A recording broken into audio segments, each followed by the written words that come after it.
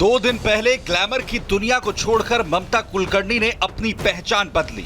पिंडदान कर वो ममता कुलकर्णी से ममता नंदगिरी बन गई।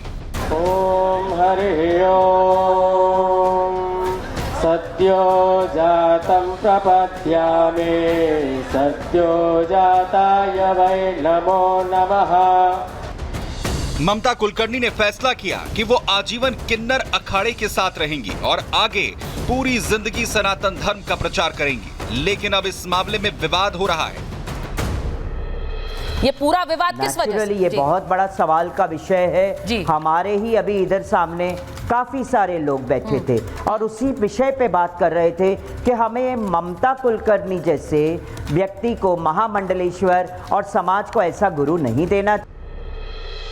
ममता कुलकर्णी के किन्नर अखाड़े की महामंडलेश्वर बनने पर विवाद बढ़ता जा रहा है, जिससे कई संत नाराज हैं।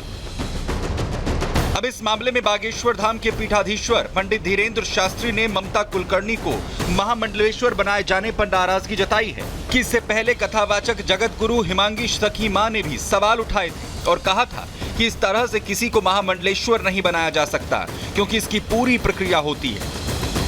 संत बनना अलग है और हो जाना बहुत अलग है। संत बनना बहुत सरल है कि आप भी एक काम करो, जैसे उन्होंने किया है तो आप भी एक काम करो, बढ़िया भगवा रंग के कपड़े पहन लो, एक रुद्राक्ष की माला पहन लो, हो गए आप भी महामंडलेश्वर। ये बनना है। हो जाना अलग है। होना अंदर से प्रकट होता है। जैसे घी मक्खन से प्रकट, दही से प्रकट होता है, मक्खन मक्खन से घृत प्रकट होता है, वैसे ही संतत्व भी अंदर से प्रकट होता है। किसी के कहने पर, पॉपुलरिटी पर, आर्थिक संपन्नता पर, इकोनॉमी संपन्नता पर आप संत नहीं हो सकते हैं। इसीलिए तो ये महान है कि आप सब कुछ हो सकते हैं। आप धन के बल पर सब कुछ हो सकते हैं और पॉपुलैरिटी के बल पर आप सब कुछ हो सकते हैं, पर आप संत नहीं हो सकते हैं। बागेश्वर बाबा कह रहे हैं कि भगवा कपड़े धारण करना अलग बात है, लेकिन संत बनना सबके बस की बात नहीं। किन्नर अखाड़े की महामंडलेश्वर बनने के बाद ममता कुलकर्णी ने क्या कुछ कहा था, वो भी सुनिए। मैंने 23 साल तप किया है और मुझे 4 गुरुओं ने मेरी 3 दिन तक परीक्षा ली। जो 3 जगत गुरु थे उन्होंने मेरी तपस्या का परीक्षण ले लिया और ऐसे ऐसे प्रश्न पूछे जो सिर्फ एक तपस्वी ही एक दूसरी तपस्वी को जान सकता है कि क्या उसकी तपस्या है, उसने ध्यान कितना किया है, उसने अंतर कैसे, वैराग्य किसको कहते हैं। तो ये सब की परीक्षण करने के बाद मुझे महामंडलेश्वर की पदवी प्राप्त हुई है। हालांकि विवाद इसलिए भी हो रहा है क्योंकि ग्लैमर की दुनिया को छोड़कर सन्यासी बनी ममता कुलकर्णी का विवादों से नाता रहा है। कहा जाता है कि उनकी डी कंपनी के साथ जान पहचान थी। एक विवाद यह भी है कि ममता कुलकर्णी ने ड्रग माफिया विकी गोस्वामी से शादी की। 90 की दशक की वो टॉप हीरोइन रही हैं और एक फिल्म के लिए टॉपलेस फोटोशूट भी करवा चुकी हैं। संत ऐतराज जता रहे हैं कि ऐसे ही किसी को महामंडलेश्वर नहीं बनाया जा सकता, क्योंकि इससे सनातन की छवि खराब होती है और यही बात अब बाबा बागेश्वर कह रहे हैं।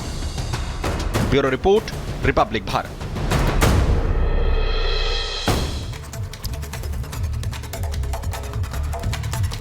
तो ममता कुलकर्णी को महामंडलेश्वर बनाए जाने पर बाबा बागेश्वर ने सवाल खड़े किए, तो वहीं दूसरी ओर मौलाना शहाबुद्दीन रिजवी बरेलवी ने बाबा बागेश्वर के बयान पर प्रतिक्रिया दी है। क्या कह रहे हैं, सुनिए। बागेश्वर धाम के बाबा धीरेन्द्र शास्त्री जी हमेशा मुसलमानों के खिलाफ बोलने के लिए मौका तलाश करते हैं और वो चाहते हैं कहीं कहीं ना ऐसा कुछ मौका मिले या कोई रास्ता मिले जिसमें मुसलमानों को कटघरे में खड़ा किया जाए और उनके ऊपर इल्जाम तराशी और बहतान तराशी की जाए। जबकि उनको सोचना चाहिए, समझना चाहिए कि यही वो मदारिस हैं जिन मदरसों पर वो 26 जनवरी जश्न जमहूरियत न मनाने का इल्जाम लगा रहे हैं। यही वो मदारिस हैं जिन्होंने 1857 से लेकर के 1947 तक हिंदुस्तान को आजाद कराने में कलीदी किरदार अदा किया। महाकुंभ को लेकर कितने भी सवाल खड़े किए जाएं, लेकिन मुख्यमंत्री योगी आदित्यनाथ लगातार महाकुंभ से संदेश दे रहे हैं। साथ ही साथ वो ये कह रहे हैं कि महाकुंभ एक ऐसा बड़ा आयोजन है जो एकता का संदेश दे रहा है। ये एक वट वृक्ष की तरह है और एक वट वृक्ष की तुलना किसी झाड़ या झंखाड़ से नहीं की जा सकती है। क्या कहा मुख्यमंत्री योगी आदित्यनाथ ने महाकुंभ को लेकर, इस रिपोर्ट में देखिए।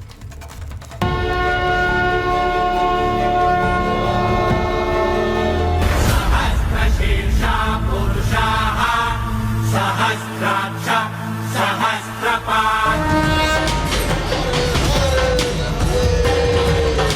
सनातन धर्म एक विराट वट वृक्ष है। सनातन धर्म की तुलना किसी झाड़ी से नहीं हो सकती है, याद रखना।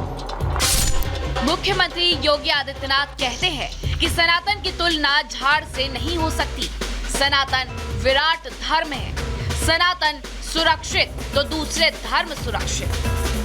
सनातन धर्म एक विराट वट वृक्ष है। सनातन धर्म की तुलना किसी झाड़ी से नहीं हो सकती है, याद रखना। गुरु गोविंद सिंह जी महाराज ने इसी धर्म के लिए अपने आप को बलिदान किया था। अपने 4 पुत्रों को इस सनातन धर्म के लिए बलिदान किया था। सीएम योगी कहते हैं कि सनातन विशाल है, सबसे महान है और अगर सनातन पर आंच आए तो दूसरे मजहब पर भी आंच आना तय है। सनातन धर्म सुरक्षित है तो हमारे मठ, मंदिर, मत और संप्रदाय भी सुरक्षित हैं। अगर भारत ही सुरक्षित नहीं तो सनातन धर्म भी सुरक्षित नहीं, कोई मत, मजहब, संप्रदाय सुरक्षित नहीं। दरअसल यूपी के मुख्यमंत्री योगी आदित्यनाथ ने ये बयान प्रयागराज महाकुंभ की पावन धरती से दिया, जहां इन दिनों रोजाना लाखों श्रद्धालु देश विदेश से स्नान करने पहुंच रहे हैं। इसलिए सीएम योगी का त्रिवेणी संगम से सामने आया ये बयान देश की राजनीति में चर्चा में आ गया है। सनातन धर्म को किसी संकीर्ण दायरे में कैद मत होने दीजिए, मत होने दीजिए। ये बहुत विराट स्वरूप है जी, सनातन धर्म का बहुत विराट स्वरूप है। उस विराटता को बनाए रखे, उसी में की भव्यता है, उसी में दिव्यता है, उसी में आपका सम्मान भी है और भारत का स्वाभिमान भी है। विश्व हिंदू परिषद के मंच से सीएम योगी ने हिंदू सिख एकता का गुणगान किया और साथ ही साथ ये भी कह दिया कि एकता से ही हमारा महान भारत देश अखंड रहेगा। सीएम योगी का ये बयान अब चर्चा में है। कुंभ से योगी का ऐतिहासिक संदेश सुनकर कट्टरपंथी और सनातन विरोधी निश्चित रूप से चौंक गए होंगे।